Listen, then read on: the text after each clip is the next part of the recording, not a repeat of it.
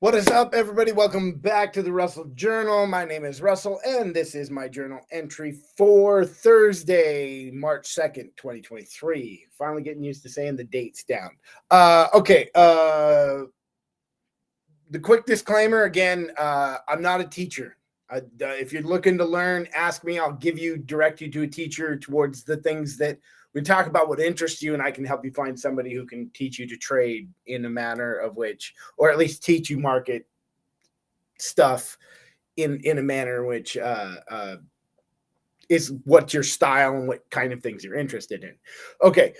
Second thing, if you are watching this, it is not for educational purposes. This is for peer review, my review, and at the best entertainment, or at the least entertainment. Hopefully this is somehow fun for you to watch me get my ass kicked on the daily.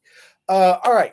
That all being said, at the end of in the video, feel free to leave a comment down below. Do me a favor. This is basically a book report every day of me talking about the market and how I did in the market. And so this is that's all this really is kind of a book report as far as that stuff goes.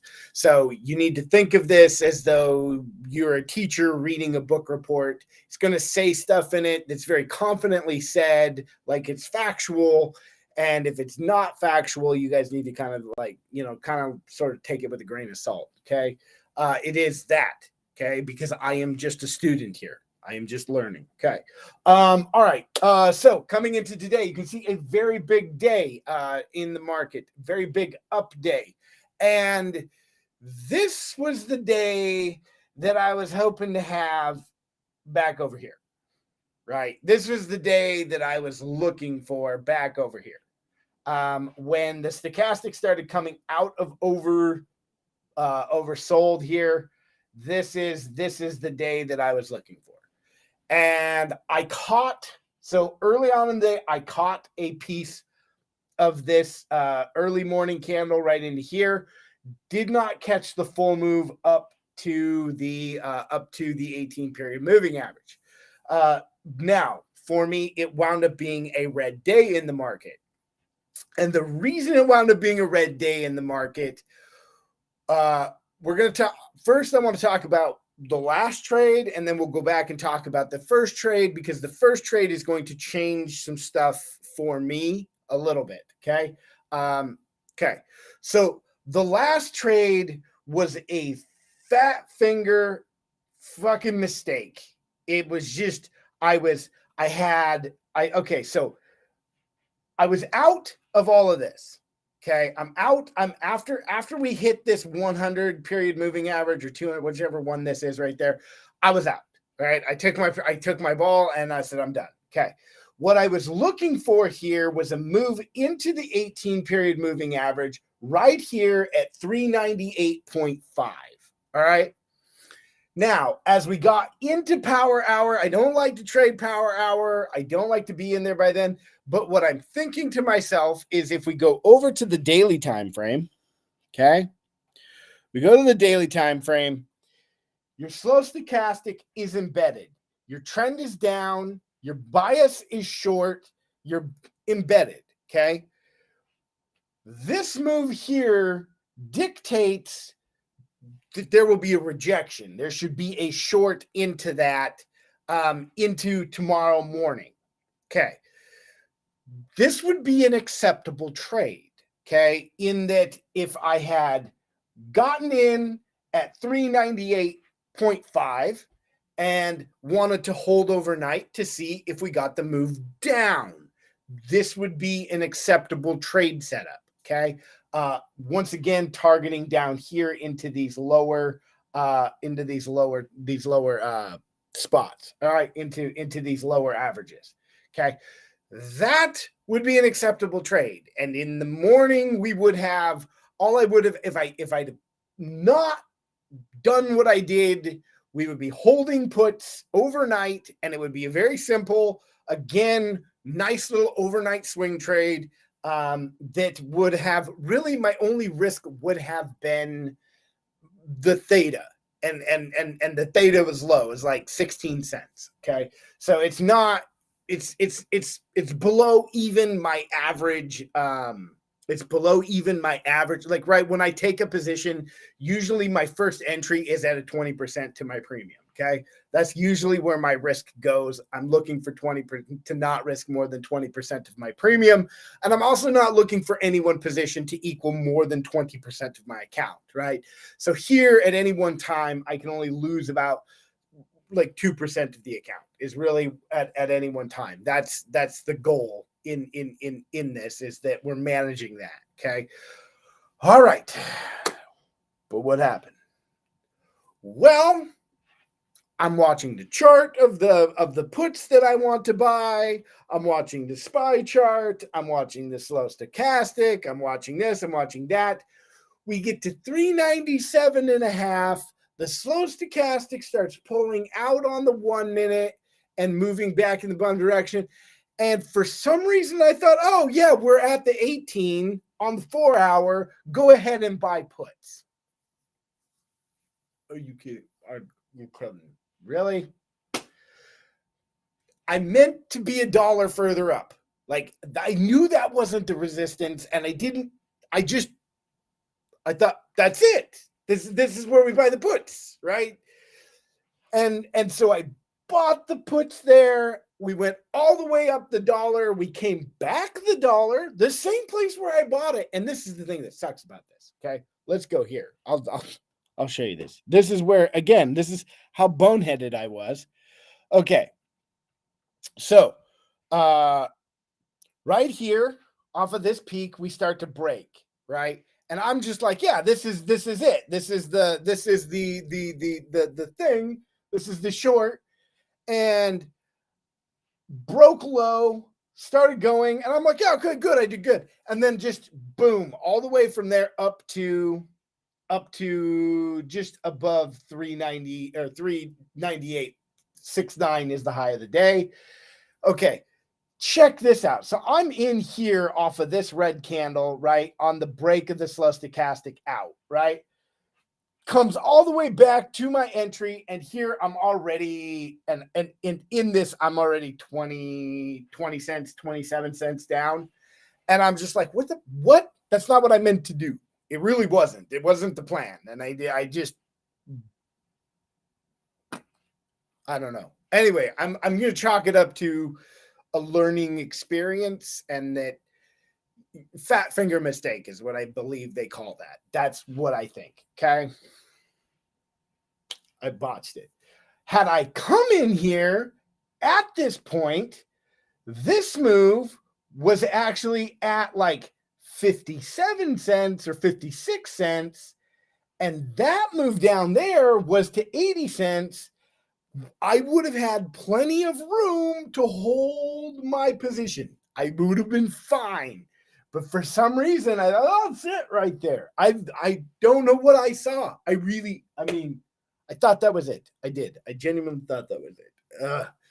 Anyway, that is the fat finger mistake. I know expert traders that make this mistake from time to time, so I'm not going to be too hard on myself. I'm sad. It would have been wonderful, but I have to move on. I really cannot clam up here emotionally on this, because we have some other things that are really cool that are setting up. Okay. Now I have to be patient. Okay. One of the problems, probably a lack of patience, is what caused that. I was like, I'm itching, and we're getting into power hour. I don't like trading in power hour. I want to have my position on either A, before power hour, or like right in the last 5 to 10 minutes. Right. So I didn't get the position cycled right. It just didn't work, and which is fine. Again, it's not that big of a loss for the day. It's like a $200 loss. It's not, trust me, it's not the worst I've ever done. I promise you. Okay. But the cool thing is, like I said, we got some cool shit because some good stuff is setting up. Now I want to talk about that, and then we're going to go back. I'm actually going to talk about some stuff I'm going to tweak here, and how I'm going to do it. And I think my boy Nick is going to be very proud of what I'm going to do next. Okay. So this is pretty dope though. Okay. We go into the daily. Okay. We don't need Bollinger Bands. Okay. So in my setup, Bollinger Bands exist for two purposes. When you're at a lower Bollinger Band, I just don't go short there. Okay. If I don't have a position on by the time I reach the lower Bollinger Band, you're shortening the hole, man. You already come down, right? You get that lower Bollinger Band. If you're trying to put on a put position there, not great. You want to wait for like this candle, that exact candle, to try and get short. Okay. That's what you want to do. All right. Fair enough. Okay. Now, the reason I thought this would happen is because, again, embedded reading, slow stochastic. 4 hours at the 18. News is bad. And nothing has changed in the economic environment. So what I'm thinking is going to happen this evening is that the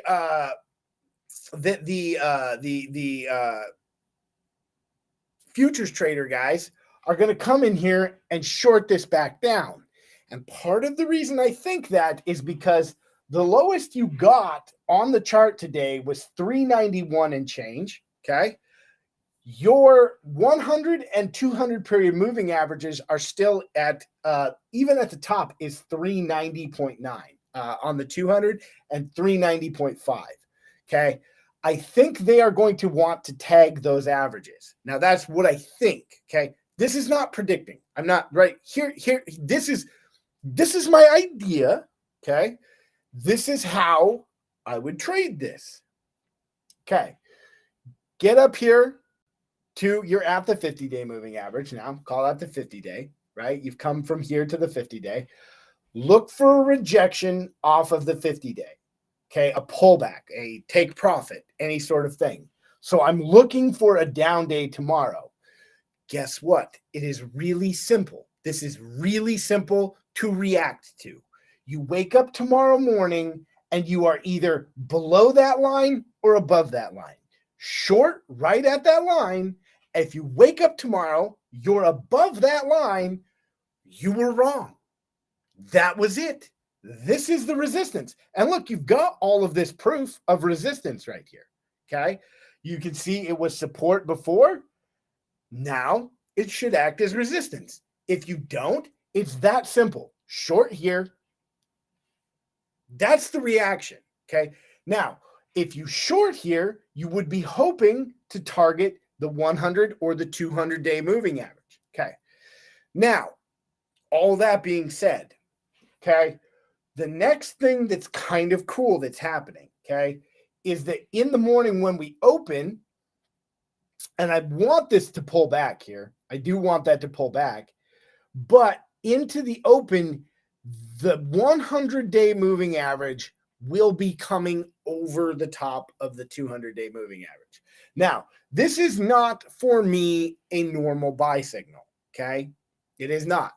But for many traders, this is a buy signal. This is a buy signal here, okay? Especially given that you have an outside day up, okay? This candle is outside of the previous day's candle, okay? So this pretty much marks a switching trend, okay? But you're going to fight a battle right here, right? And nothing in the economic environment has changed. So again, I'm hoping for this. Now, the cool thing, and this is where we're at, is that if you do not take out the low of this candle today, if you don't take out the low of this candle and that comes over, I have been taught. Now, this is something I've been taught. This is something Ira teaches. You will come back and take out this previous high at 418. Okay. Normally, now people talk about the golden cross, right? And they say, well, once the 100 or the 50 cross is over, it's going to be golden forever, right? Normally, what Ira teaches is that all that means is that the previous all-time high, previous high will be taken out. So on the long side, there's a lot of really great opportunity up there, okay, in the event that happens. I'm pretty excited about that because I kind of know what's going to happen and I kind of know what to do now a little bit. Where I'm going to go with this is I'm going to step back and paper trade more.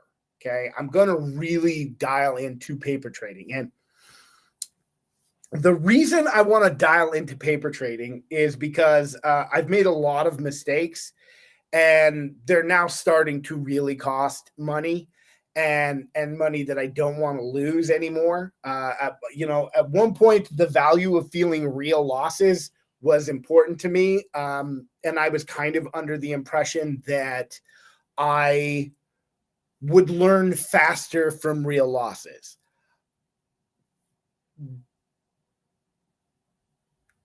Maybe that's true. But it's far better for me to learn slower for free than it is for me to learn faster for money, for expensive, right? Okay. Now, the big thing about this, and now I have to go into OBS, back to my OBS, and I have to show something. Okay. I need to pull this up. I need to see it. No, give me this. Ah, there it is. Okay.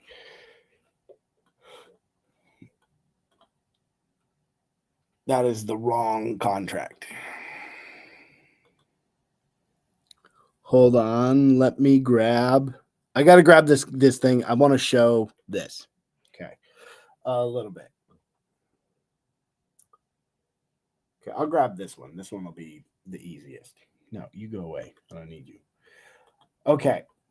So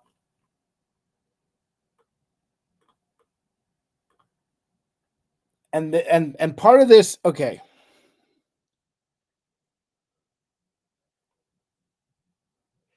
There we go. I'm going to pull that down. All right. Okay. So this is this is a call option. This is at the money today, expiring tomorrow. Okay. On a call option.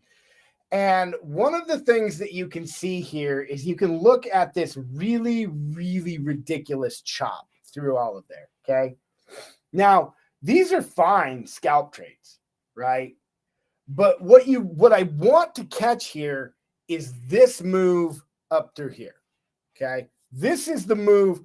I could have ignored all of this. And if I could have figured out how to catch that would have made my day. That would have been a fantastic day as far as trading goes. And that's what I want to do.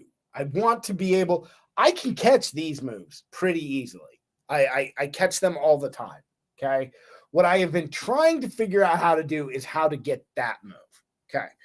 Now there's two ways that I know to get this, or there's two ways that you can try and get this. Way number one is you just buy, you don't set a stop loss, and you hope for the best. That is gambling. It's not trading.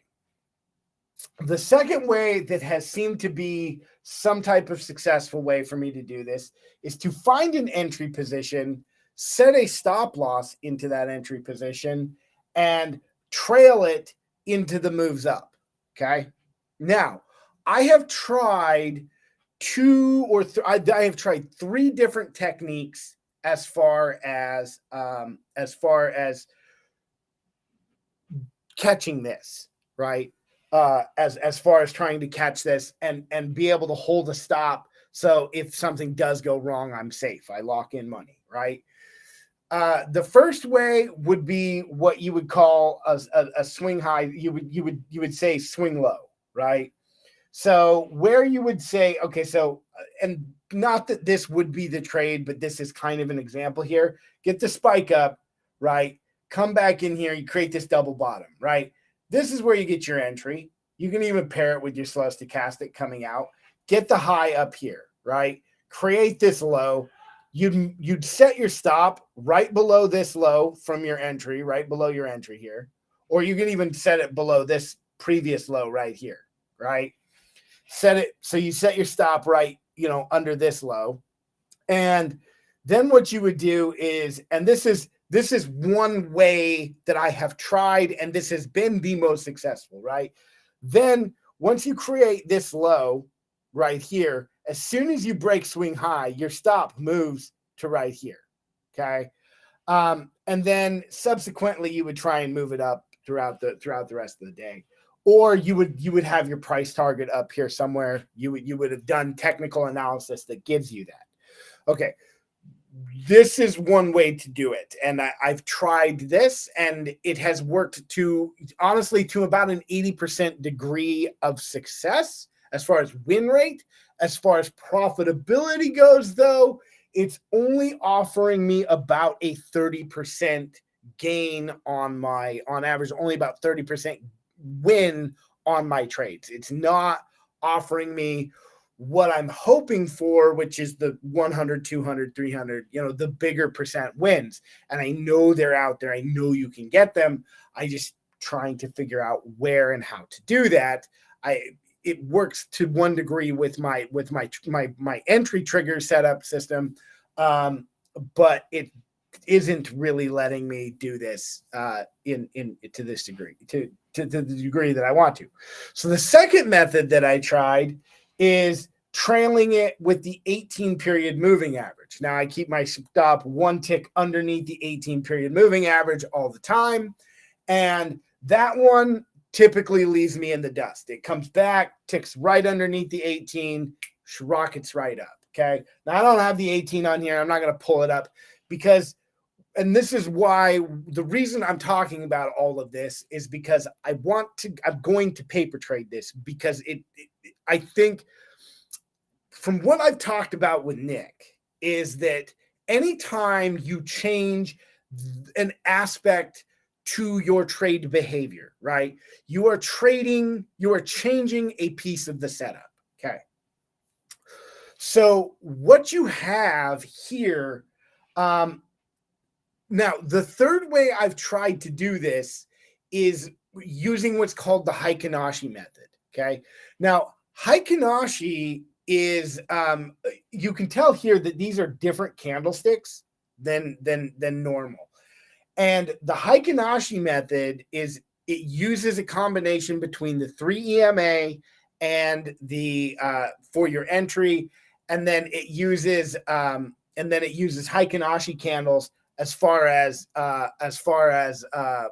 trading the move. Okay, and this is a scalping technique. Now I am trying to adapt it to mix with what I have, right? With my entry off the slow stochastic, targeting the 18 period moving average. But within that, obviously you have this crazy chop in the option. This does not parallel what happens on the SPY chart, right? So I have to find some way of compensating for the chop with inside of any contract, as well as compensating for the move in the indices, right? So I tested this method before, and I back tested it, and it really like a 40% result as far as what I got, and the profitability was less. It was like around 18 to 20% of a contract in the Heikinashi method. The problem, and this is why I've labeled this video I'm a day trader, is because the thing I forgot is when you do the Heikinashi method, you have to do it with Heikinashi candles. And I did not do that. I messed this up. Okay. So I'm going to step off the real trading. I'm going to go to paper trading, and I want to back test this because now I only saw it. I've seen it one day, and I don't want to change my whole setup for this, but I don't want to waste my capital trying to trade this, hoping that it will do better, right? I want to know before we really start moving into any of this. So really look at this, test it forward. I will back test through the weekend. I will go through some of the other charts and see where these runs happen and see what kind of results I think I can get. Now, the thing about the Heikinashi method, normally your entry trigger, you get a big move like this, right? Say 20. Now, when you trade penny stocks, it's 20 cents. Here, it's, a little less than that. But you would basically set your 3 EM. You let the first push happen. You let a push happen, right? And what you do here is you set your entry where, let me see if I can make this bigger for me so I can see it a little bit better.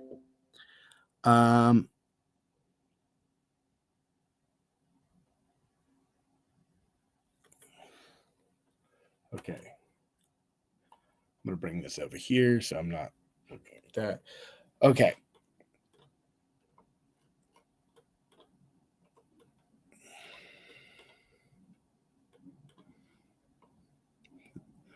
There we go. Okay.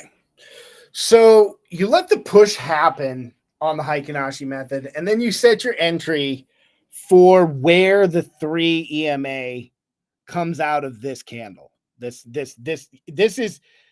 is really your breakout candle here, or you're starting your breakout situation here, right? So you're looking for it to come in here. And the thing that's interesting about this on Heikinashi method is you can see right away, right where I put where it comes out of that candle, pulls back right to that location, okay? And this is where you would set your entry here. Now, you can also do this to trade this move up right here. But it's not, the reason you don't want to do that is because it's actually not going to work with your stop loss, okay? The idea with the Heikinashi, especially Heikinashi scalping method that uses the EMA, the 3 EMA, is that you're supposed to ultimately stop out of the trade, okay? No matter what, you're looking to stop out of the trade. So where you're at with this is you come in off of where the EMA, the 3 EMA comes into this candle here. That's your entry, okay? And because it's your first big candle in this move up, okay? You had the big move up, this is your first move up. Okay. Now, what you're looking for here is the candles here subsequently to start to climb. Now, okay, so the very first thing you're going to say is your entry is here, but your risk is the bottom of that same candle, okay? You break below the bottom of that candle, your scalp was done. You're out, right? All right. And I'm going to show you this. Now, what happens with this, and I'm going to zoom in so you can see it, is as you go up with these Heikinashi candles, you are going to move your stop loss with the bottom of each subsequent candle, okay? You're going to keep moving it in that direction. And that's the value of the Heikinashi candles, is that they do come down to the lows here. Now, from here, again, you can see where this would work really, really well. You catch most of these big breaks, right? You get a break high here. You set your thing there. So from where I was at today, my entry would have been here at about $1.32, and my profit would have been $2.19. This is where I would have stopped out, right under here, right? As the candles broke low. And you can also see that it does tend to parallel with other stop losses. Once you broke that, you get the waterfall moving, selling sort of event. I know this worked for a while with the penny stocks. When I actually traded GameStop, and I did very well trading GameStop, it was all Heikinashi method. When I did that, that was probably the best trading I have ever done in my entire life, was when I traded the GameStop thing. It was easier because of the fanaticism, but like, I definitely was on my game. If I was trading in the zone, that was the day. So really, now again, I don't know that this is going to work well or right or whatever, right? I don't know that is good. So what I have to do, because I'm wanting to see if this adjustment to my trade strategy, to my trade setup works, I need to stop, calm down, not have to get rich right now, because I'm obviously not, and I'm going to paper trade it until I have the statistics that show I have plenty of statistics for my swing low, right? My swing low of the trend. But if this allows me to capture these moves safely and profitably, I would be very happy with it. That would, from here to here, would have been almost $1,000. Okay, on a 10 lot position. So now, again, this is something Nick has talked to me in depth about, is that congratulations, dumbass. You saw it once. He didn't call me dumbass, though. I'm much meaner to me than other people are. You saw it once. See it 100 times. Do it 100 times. And I will tell you, from my days in the restaurant industry, I have plenty of guys who can cook over easy eggs, flip them in the pan one time. They can't do it. They can't do it 5 times. They can't do it 10 times without breaking them, right?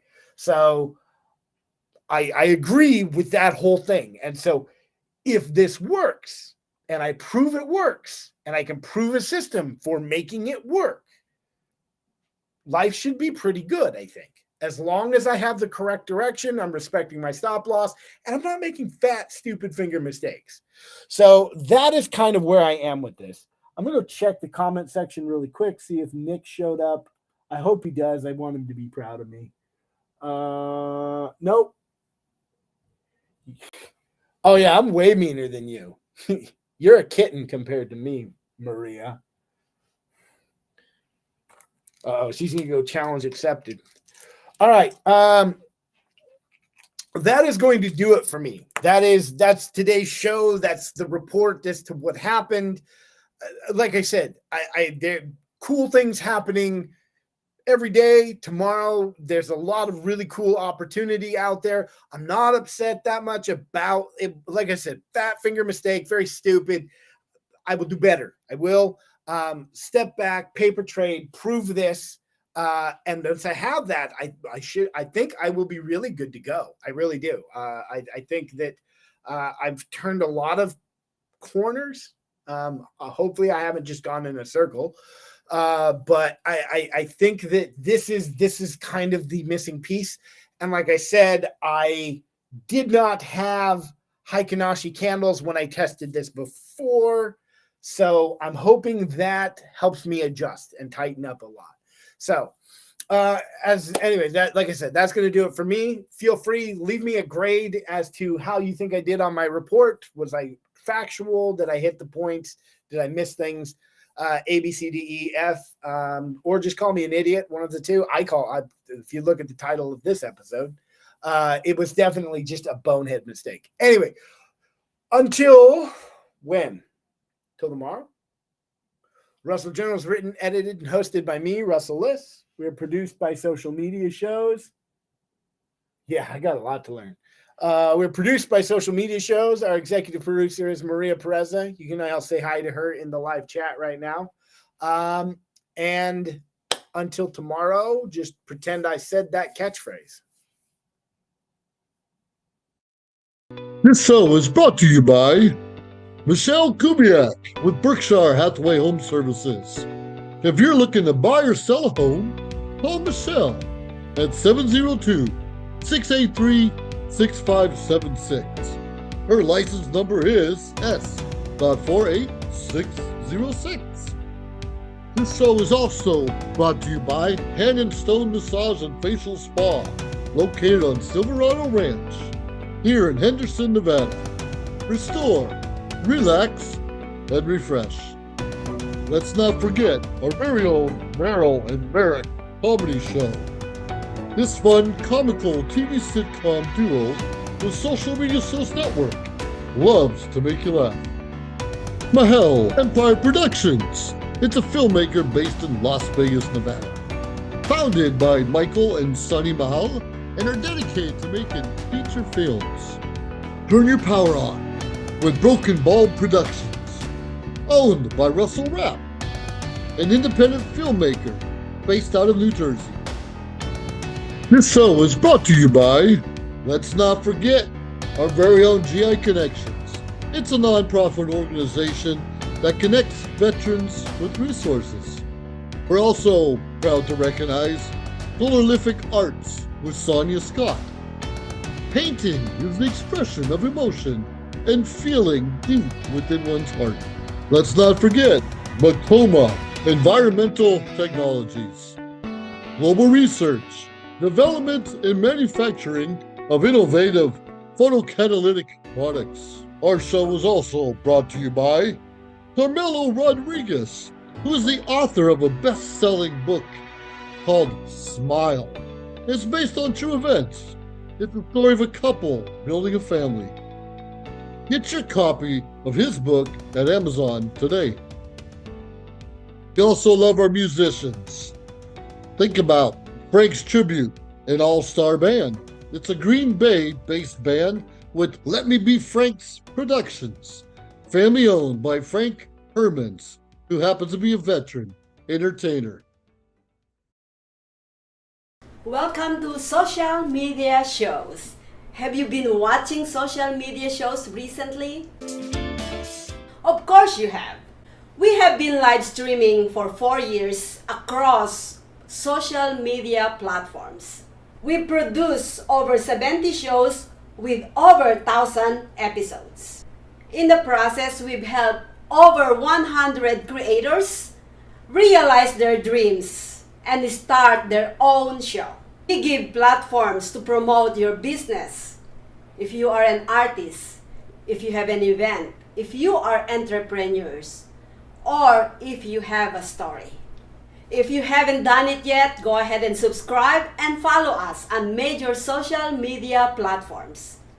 And if you have a great idea of a show, join us.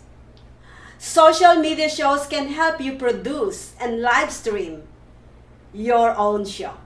Let us help you make your dream become a reality.